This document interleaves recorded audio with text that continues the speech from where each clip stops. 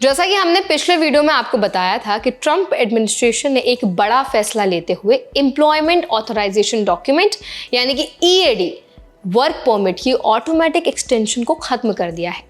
पहले जो foreign workers को 540 दिनों तक ऑटोमेटिक एक्सटेंशन मिल जाती थी, अब वो फैसिलिटी नहीं रहेगी।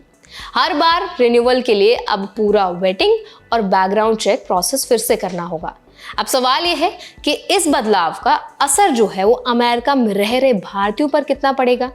क्या इससे नौकरियों में रुकावट आएगी या इंडियन प्रोफेशनल्स को अब अमेरिका में काम करना मुश्किल हो जाएगा? तो आज इस वीडियो में हम इन्हीं सारे सवालों का जवाब आप तक पहुंचाएंगे। तो चलिए फिर वीडियो को शुरू कर देते हैं। हाय, मेरा नाम है वर्षा दुबे और आप मुझे देख रहे हैं एनबीटी टेक एड पर। सबसे पहले समझिए ये नियम क्यों बदला गया। डोनाल्ड ट्रंप एडमिनिस्ट्रेशन का कहना है कि अब हर फॉरेनर को काम करने से पहले प्रॉपर स्क्रीनिंग और सिक्योरिटी वेटिंग जरूरी है।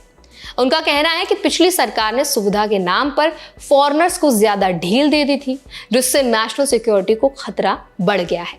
इसीलिए अब ऑटोमेटिक एक्सटेंशन नहीं दी जाएगी, हर बार नया वेरिफिकेशन होगा। मतलब अगर आपका वर्क परमिट खत्म हो रहा है तो आपको दोबारा पूरा प्रोसेस शुरू करना पड़ेगा। फॉर्म I-765 भरना होगा, बैकग्राउंड चेक देना होगा और अप्रूवल का इंतजार करना होगा। अब बात करते हैं इंडियन वर्कर्स के लिए इसका क्या मतलब है। अमेरिका में आज करीब 48 लाख इंडियंस जो हैं वो रह रहे हैं। इनमें लाखों ऐसे हैं जो H-1B वीजा, L-1 वीजा या F-1 स्टूडेंट वीजा पर काम कर रहे हैं। पहले जब ईएडी एक्सपायर होता था तो ऑटोमेटिक एक्सटेंशन मिल जाने के कारण जॉब कंटिन्यूटी बनी रहती थी, लेकिन अब ऐसा नहीं रहेगा। अगर आपका ईएडी एक्सपायर हो गया और नया अप्रूवल आने में देरी हुई तो एम्प्लॉयर आपको टेम्पररी अनपेड लीव पर भेज सकता है या कॉन्ट्रैक्ट भी रोक सकता है, क्योंकि टेक्निकली उस समय आप अनऑथराइज्ड वर्कर माने जाएंगे। अब बात करते हैं चुनौती क्या बढ़ गई है। पहले प्रोसेस सिंपल था, बस रिन्यूअल अप्लाई करो और काम जारी रखो। अब हर रिन्यूअल एक फ्रेश बैकग्राउंड वेरिफिकेशन बनेगा। इसका मतलब पेपर वर्क, टाइम और कॉस्ट तीनों बढ़ गए हैं। और सबसे बड़ी बात, प्रोसेसिंग डिले।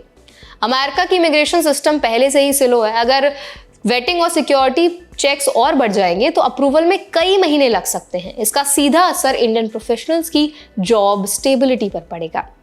इंडियन प्रोफेशनल्स पर इकोनॉमिकली और मेंटली भी इम्पैक्ट आएगा। देखिए, पिछले कुछ महीनों में H-1B वीज़ा की फीस भी बढ़ाई गई है, करीब 88 लाख रुपए कर दी गई है। अब ये खर्चा भी इंडियंस को कहीं ना कहीं झेलना पड़ सकता है। और अब ये नया रूल इंडियन वर्कर्स के लिए एक और झटका है। हर बार पेपर वर्क कराओ, लीगल हेल्प लो और वेटिंग टाइम, ये सब मिलाकर एक बड़ा फाइनेंशियल प्रेशर बनता जा रहा है। साथ ही अनसर्टेनिटी भी बढ़ रही है। तो देखिए, इस सवाल का जो जवाब है ना वो थोड़ा सा मिक्स्ड है, क्योंकि अमेरिका में आज भी अपॉर्चुनिटीज बहुत सारी हैं और इंडियंस का झुकाव जो है वो अभी भी अमेरिका की तरफ है, क्योंकि एक्सपोजर वहाँ काफ़ी ज़्यादा मिल जाता है इंडियंस को।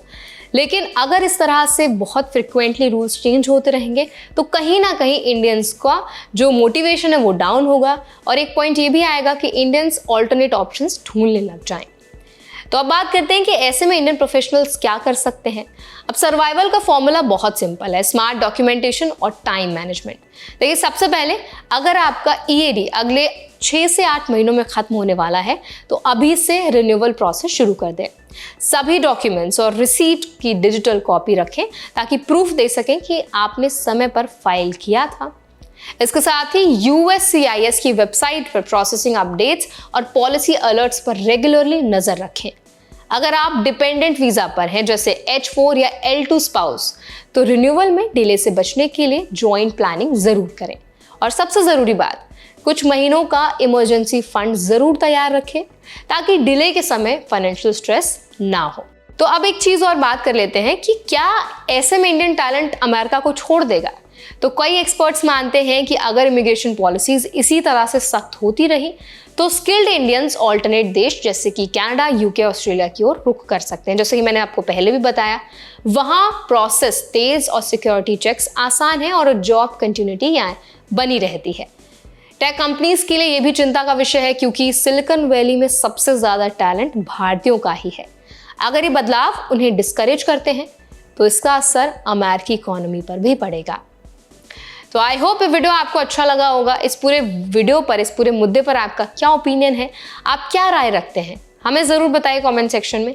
ऐसे और भी अपडेट्स के लिए, वीडियोस के लिए हमारे चैनल एनबीटी टेक एड को भी जरूर सब्सक्राइब करें।